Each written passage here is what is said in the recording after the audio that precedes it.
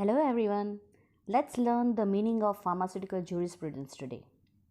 Pharmaceuticals, we know it is related to pharmaceutical products, means medicines, medical devices, etc. But what do you mean by jurisprudence? Jurisprudence? It is simple. It is study of fundamental legal principles. Apart from jurisprudence, you might also come across the term forensic pharmacy. If you will ask your seniors or teachers, they will say they were having subject forensic pharmacy in their colleges and not the pharmaceutical jurisprudence. So what is the forensic pharmacy? Is there any difference between the forensic pharmacy and pharmaceutical jurisprudence? Well, the word forensic is derived from the Latin word and that is the forensis, which means forum. Now forum means any public place, marketplace or place of assembly for judicial or other business.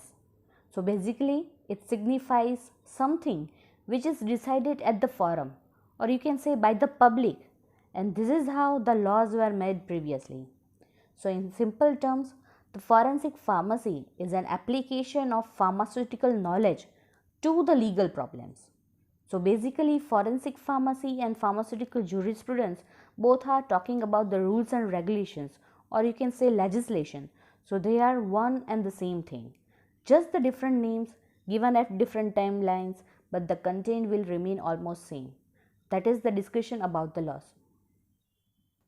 But now you may ask, what do you mean by legislation? Well, legislation are nothing but they are the group of laws, or sometimes the process of making law is also covered by the legislation. So in short, it is the law of any country. The legislations are rules and regulations of any country. Now you may ask, what is the definition of law? Then, the law is a rule of action established by authority, a statute, rules of community or state, etc.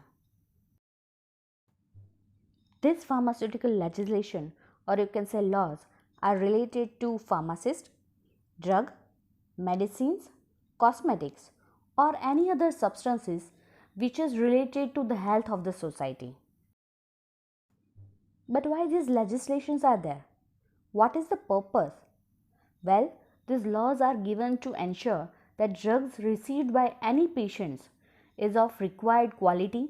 They should be tested as well as evaluated for their safety and efficacy for their intended results. So this is a basic introduction to pharmaceutical jurisprudence and pharmaceutical legislation. In next video, we will see the history of pharmaceutical legislations in India. Thank you.